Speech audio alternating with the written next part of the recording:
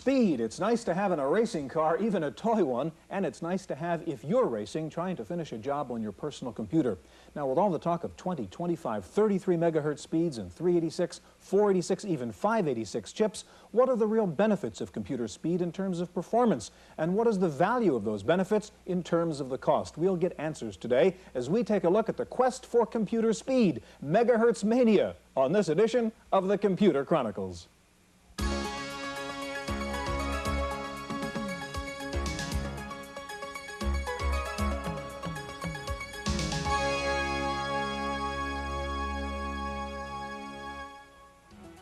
The Computer Chronicles is made possible in part by the Software Publishers Association, which reminds you that software piracy is a federal offense. When a few people steal software, everyone loses. Additional funding is provided by CompuServe, by PC Connection and Mac Connection, by Byte Magazine and Bix, the Byte Information Exchange, and by Intel Corporation, Personal Computer Enhancement. Welcome to the Computer Chronicles. I'm Stuart Chaffee. With me this week is Jan Lewis. Jan, we're talking about computer speed. I have a little demo set up here, a golf game on an XT clone and on a 33 megahertz 386 AST over here. Now, let's see the difference in speed as we repaint the scene this particular game. On 3, hit R, okay? 1, 2, 3, go. Yours is done. And mine is just beginning to do this. You see the difference? Now, this is a trivial example maybe, but from a typical user's point of view, why should I care whether I have a 33 megahertz chip or a 16 megahertz chip? Yeah, by the way, let me also point out that this is running in CGA mode. This is in VGA mode. Had this been made to run in VGA mode, it would have been even slower. And it's still not done. It's still not done. I'm on my 5th hole already, probably. But the point is, the main reason that an average user is going to know they need more speed is because they're running an application with graphics such as this. They're doing desktop publishing, multimedia, something like that, and it's just too slow, and you know you need more speed. Yeah.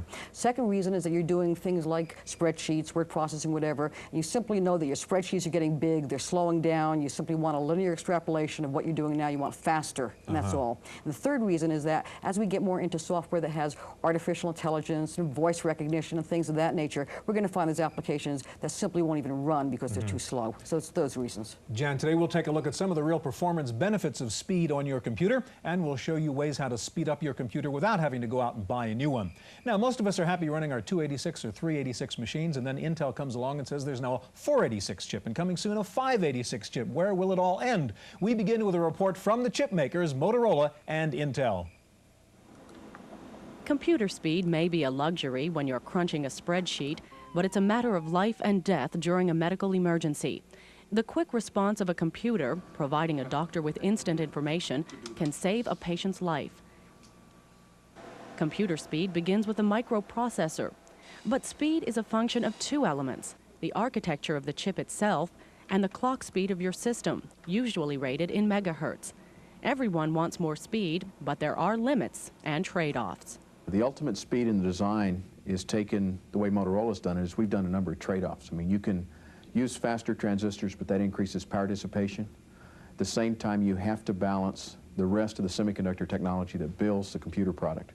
And you don't want a fast microprocessor that just waits for memory to finally give it the information it needs. So we try to balance it off and hit the power targets and the overall system performance targets of the user.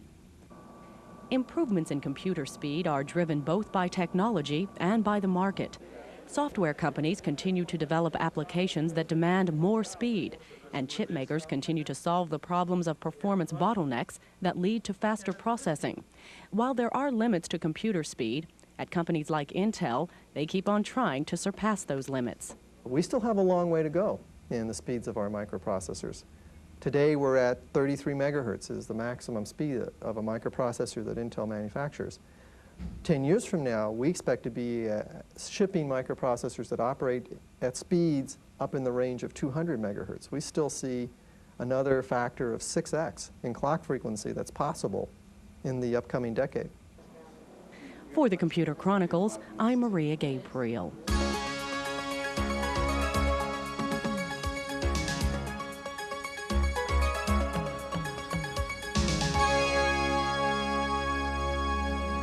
Joining us in the studio now is Larry Fortmuller, Director of Marketing with AST Research. Next to Larry, Neil Rubenking, contributing editor with PC Magazine. Jan? Neil, we hear so many different elements that go into the speed. We hear about the different processors themselves, the different speeds of the processors, the caching, things like that. How do all these interrelate, and what do you use for what? What's the best thing to use? Well, the best thing to use completely depends on the thing you want to do.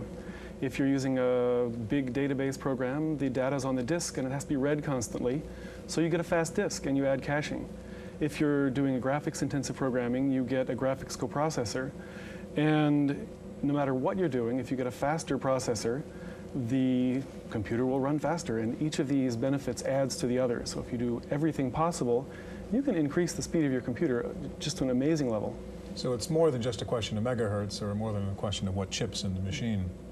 It's more than megahertz. All right, speaking of megahertz, that's the one part we want to focus on of the many Neil just talked about. And tell us what your setup here is, Larry. Certainly, Stuart. What we have here is 3 different computers, each at a different speed. AST's Premium 386SX over on the left runs at 16 megahertz. Okay. In the center, we have a full-blown 386 chip running at 25 megahertz, and then on the far right, a 33 megahertz machine. And we've got some software that we thought we could run to show the viewers a little bit about the relative speeds and the effect that the relative speeds of each of these processors have on the performance in a real-world application.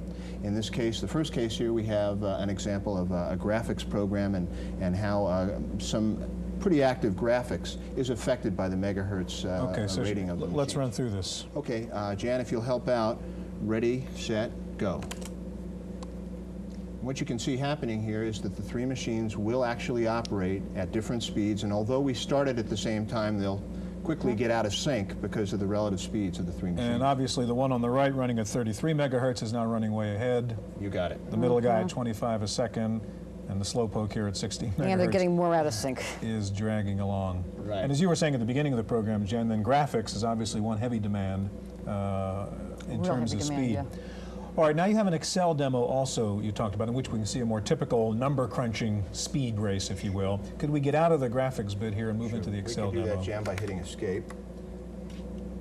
And we'll enter the number 2 this time. Okay.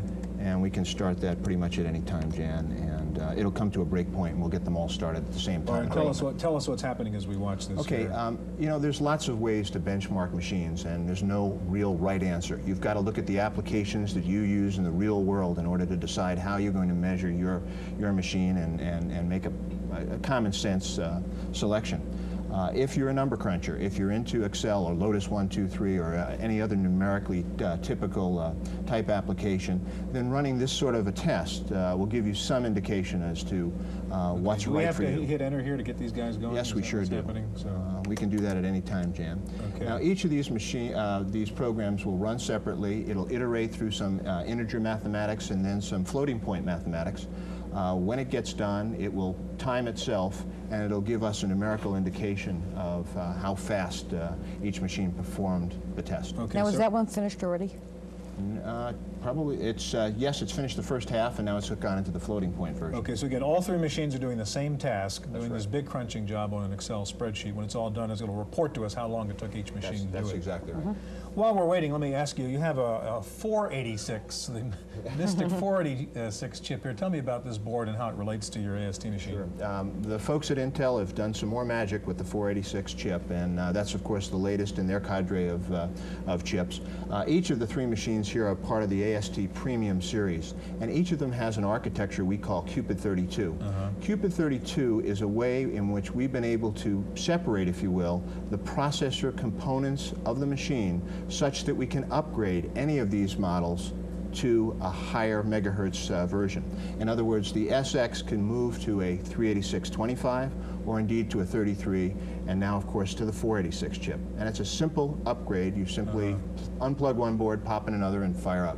All right, taking a look at our demo here, old 16 megahertz is just barely just finished up finally. Now, can you show us some graphic representation of the difference in performance speed? Yes, I believe I can.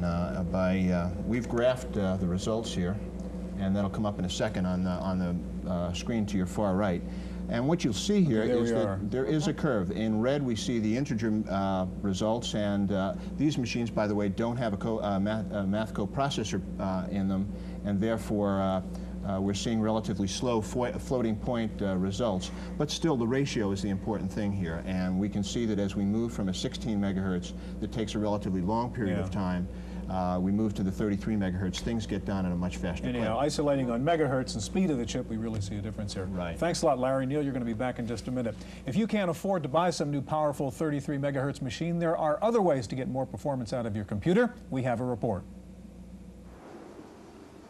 Silicon Valley's Tech Mart was recently host to the first computer show devoted entirely to computers powered by Intel's 386 microprocessor.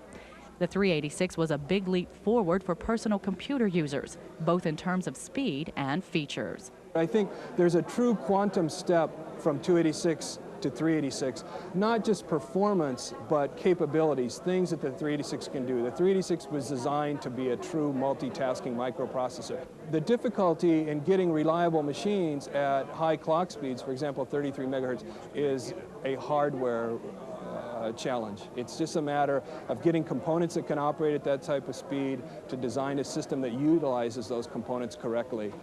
Vendors at the 386 Power Expo offered an abundance of ways to boost your PC's performance, from plug-in boards to entire systems. But many computer users may not realize that there are ways to fine-tune existing systems without making heavy investments. Disk caching software, for example, shifts hard disk information to the system memory, speeding up data access. Shadow RAM is another way to increase speed by moving system-level software from the ROM or read-only memory to the faster RAM or random access memory of your computer. It can result in dramatically improved video performance. These solutions are inexpensive and quick, but they may not suffice for users who need intensive calculating power. I think it definitely should be done from an application perspective. The easiest example to think of would be people doing computer-aided design. In that case, oftentimes you're waiting for the computer to do a very large redraw of a figure or remove hidden lines, that type of thing.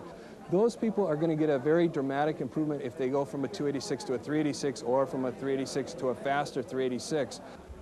For the Computer Chronicles, I'm Maria Gabriel.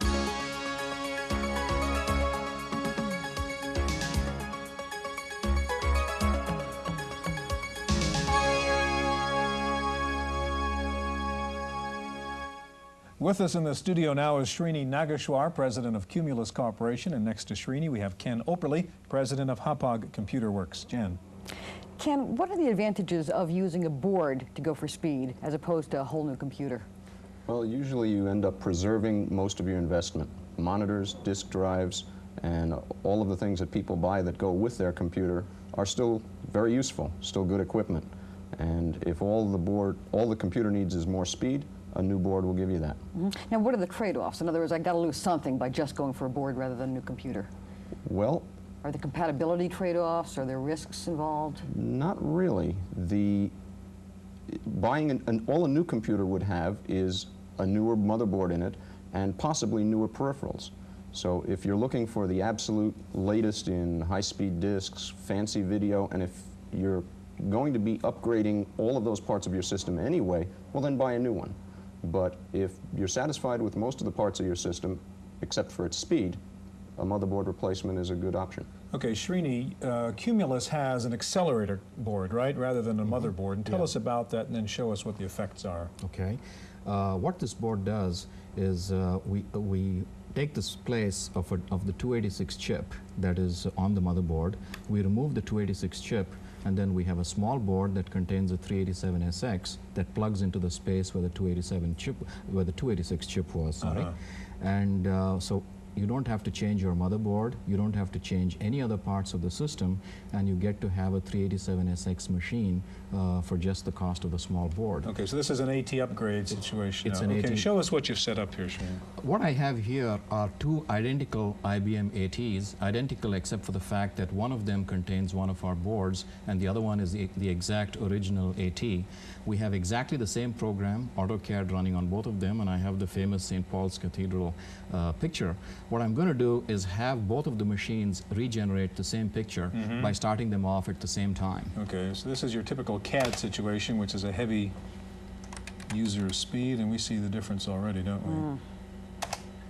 What is the factor? Can you quantify that? Yes, I think what you'll find is that this machine on the right will go through 3 loops of the same picture before the other one will complete its first one. Okay, so about a 3-to-1 speed up here. Actually, it'll be into its 3rd loop, so it's slightly more than a 2-to-1. What are the cost factors here for viewers thinking about, well, instead of buying a new machine, I'll buy this accelerator card or I'll buy this board? What kind of price are we talking about? Okay, the suggested list price of this kind of board is about $595, and what actually this board gives you is you don't need any other additional hardware investment except for this board. You get to keep everything that you got, and you get to run all the 387 specific applications. 386. I'm sorry, the 386 specific applications that come out and that will be coming out. And what we've found is that in many Fortune 500 companies, people like to standardize on one set of applications and run them across 386. Okay. And Ken, what about the price on your motherboard? They start at $1395 and go up depending on amount of 32-bit memory installed and exact speed. Okay, Jan was asking you to compare buying a computer to buying a motherboard. Now, what would be the benefit to your motherboard approach as opposed to Srini's cheaper accelerator card? Okay, it's basically one of cost versus performance. The motherboards come in higher speed selections, and because they're based on real 386 32-bit processors instead of the 16-bit SX bus, they will be able to run 32-bit software, much of the newer software Srini talks about, even faster. Ken, while we were talking behind the scenes, we swapped some hardware here. Now tell us what the configuration is now. Okay, we took the AT that had Srini's accelerator card in it, lifted the I/O cards out, slid out the old motherboard, slid in a new motherboard, and put the same I/O cards back. And could a typical user do that on his own without outside help? Sure. A user who has replaced a RAM card or added an I/O or a modem card of some kind, it's the same level of difficulty. Okay, so tell us what we have here and what's the demo? Okay, we brought up AutoCAD again, put up a different picture for a little variety, and I'll ask Srini to hit the Enter key and compare an original IBM AT with a Hauppauge motherboard. Okay, there you go. Thanks. And you can see the motherboard's done, and we're probably talking about a factor of 5 speed increase, maybe even a little more over a normal AT. Okay, so we were looking at 386 that was in your motherboard compared to this basic AT. Correct. Okay, now as Ken mentioned, Srini, you had a chance to pull out your card, and it's kind of neat. Let's just take a look at what your accelerator card looks like. This is what it is. And basically you have a little card. This is what goes into the 286 socket. We have the 386SX here and the 387SX, and this goes into the 287 socket. Right, and that's it's actually pretty sophisticated manufacturing technology, double-sided surface mount and all that to squeeze all this into one place. Yes. Okay, great. Gentlemen, thank you very much. Now, if you're really on a low budget, you can't afford a new computer, you can't even afford a new board or card, there are some software solutions to speed up the performance of your computer. We'll take a look at a few in just a minute.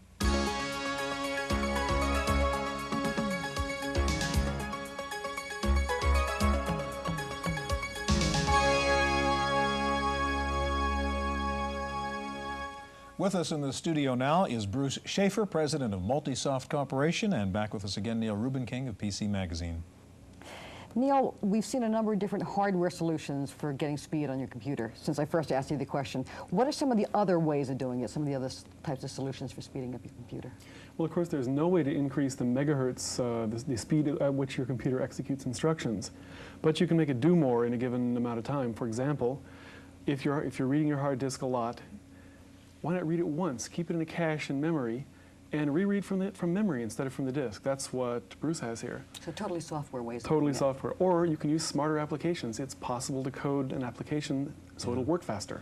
All right, Bruce, now you have a software program called PC-Kwik, I believe, which does some of the things that Neil was just talking about. What else does it do? What are the other parts of the computer that get speeded up here? PC-Kwik Power Pack is a 5-in-1 product. It includes a disk accelerator, disk cache. Right. Secondly, a print spooler.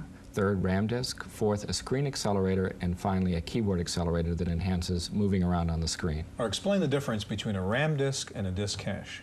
A RAM disk allows you to use memory to pretend you have an additional drive. It involves the user copying things to that drive, telling the application to use the drive, and then perhaps copying things back to the real disk, because a RAM disk disappears when you turn the power off. Disk cache effectively speeds up drives that are already there so that nothing changes other than the speed. All right, now you have PC-Kwik Power Pack installed, or you've treated this computer with it, and show us what it can do faster now and in what ways. Okay, we're going to do a with and without comparison. Basically, we're going to ask this computer to do some work, creating a file, in this case 512 records of 512 bytes. That works out to 256,000 characters. It took it about 9 seconds to create the file. Oh, it's doing it right now. Exactly. Okay. Now it's going through and rewriting that file from beginning to end in sequential order, to use the technical term. Bruce, let me ask you a question. You know, clearly we're talking about a less expensive way of getting speed here when we're using just software. On the other hand, again, there's always trade-offs. What are you trading off by using software? Basically, it's an additive effect. If you've got a slow disk, it'll make it about the same as a fast disk. If you've got a fast disk, it'll make it faster. So instead of a trade-off, it's a matter of you start with an automobile. Do you want an added turbocharger to it to make it a higher performance computer? And again, what kind of applications, what kinds of uses, what kind of user would benefit most from something like PC-Kwik as opposed to just going out and buying another chip? Some users know that their applications are disk intensive because the red light is always blinking. Right. Databases, accounting systems, CAD programs, anything that's overlaid. When it's recalculating a spreadsheet, it's not using a disk, but just about the rest of the time it's using the disk. Okay, Bruce, I see it's finished the task now under version A here, which is what? Without the disk cache, it took 59 seconds to do 2 passes on that test. We'll go on and we'll add the disk cache, and it'll go right back in and do the same thing a second time. Okay, so it was 59 seconds running the machine as is. Right. We're running the same tasks with your software installed. The disk cache sets aside 90K of memory, uses that memory to make the disk appear faster, and for practical purposes, it is faster. Okay, we're on the second pass, and the combined total is a little over 19 seconds. About a 3-to-1 performance gain you can see in the bar chart under test system. Okay, at the bottom there we see the white bar is performance without PC-Kwik in it, and the bottom is after you install it. Right. All right, Jan was talking about price. We've seen some expensive solutions before. Again, what does it cost to do something like this to your machine? The cache alone is roughly $80. The entire 5-in-1 power pack is about $130 at list price. Neil, quickly, we have just about 30 seconds left. What kinds of uses are really driving the need for more power? And what do you see in the future? What's going to really demand that you have power? Things Jan was talking about earlier. Well, one of the big ones is the graphical user interfaces that are becoming more and more popular. It takes a lot of speed to get the screen to display. Oh, yes. When Microsoft Windows first came out, it was almost a joke because the processors weren't fast enough for it. That's one. Graphics processing, again, animation, I think we've probably seen TV, computer graphics, those can come down to the desktop level if the machines are fast enough. Right. Yeah, voice, AI, that kind of stuff. What will that do for speed demands? Well, voice synthesis mostly wants a lot of disk space, but if you want to do it in real time, I would assume that the speed would help there too. Yeah. Gentlemen, we're out of time. Thanks very much for joining us. Thank you for being with us. We'll be back in just a minute with this week's Computer News.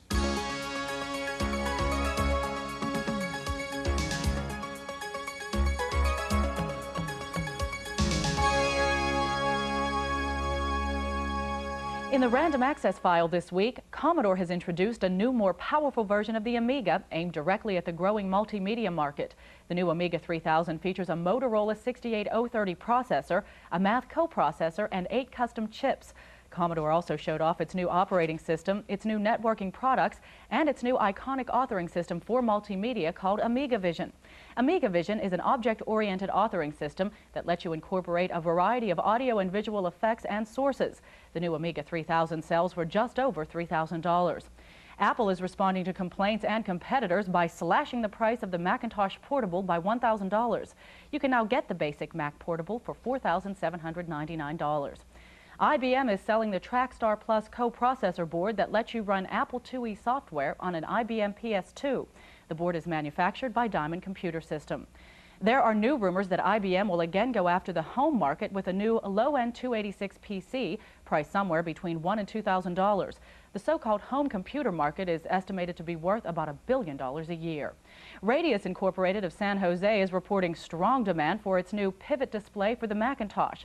The Radius Pivot is the first computer monitor that lets you choose between landscape or portrait orientation when you reposition the monitor. A position sensing device automatically rotates the display's pixels and reorganizes the desktop to reflect the changed orientation. In this week's Ask Dr. John video, a viewer wants to know why his printer sometimes double spaces and sometimes doesn't space at all. With the answer, here is Dr. John Heilborn. Interestingly, your problem dates back to the early days of microcomputing. You see, in those days, one of the most popular devices for entering and printing data was a machine called a teletype. These machines automatically advanced the paper at the end of every line. In other words, you always got a line feed with every carriage return. The trouble is, today, some software supports printers that have an automatic line feed, and some do not. With those programs that require a line feed at the end of every line, your computer is not supplying it. And for those that do not require it, your computer is providing one anyway. This is what's giving you the double spacing. The key to solving this problem is reinstalling all of the printer drivers for those programs that are giving you trouble. For those that double space, set up the software for auto line feed. And for those that overprint, set it up for carriage return and a line feed at the end of every line. For the Computer Chronicles, I'm Dr. John. NCR has introduced a single slot card that turns your PC into an ISDN terminal that can transmit voice and data simultaneously. The AT-style board works with a 286 CPU or better. It enables your PC to use an existing analog telephone. The board does the analog to digital translation. Dariana Technology has just released version 2.1 of its System Sleuth software. It's a diagnostic program which helps you solve configuration and installation problems and lets you see what's going on inside your computer so you can unravel TSR problems and memory mysteries. Taking a look at this week's top 10 software titles for the IBM PC and compatibles, PC Connection reports that QuarterDeck's Expanded Memory Manager 386 still tops the charts, followed by WordPerfect 5.1, CRAM, PC Globe, and a newcomer to the top 10, the new 6.0 version of PC Tools Deluxe. Rounding out the top 10 for the PC are Quicken, DeskView 386, Norton's Advanced Utilities, Grammatic 4, and the PC USA version of PC Globe. Finally, Computer World, the publication of the appropriately named International Data Group, is continuing its expansion into the new Eastern European computer market by announcing a new edition of Computer World for Czechoslovakia. Initial circulation is expected to be about 43,000. IDG also has magazine joint ventures going in Hungary, Yugoslavia, East Germany, and the Soviet Union.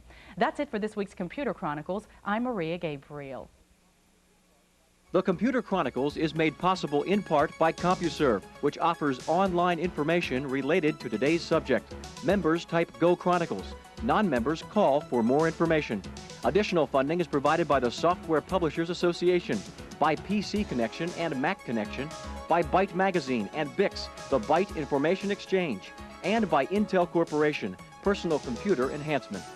For a transcript of this week's Computer Chronicles, send $4 to PTV Publications, Post Office Box 701, Kent, Ohio, 44240.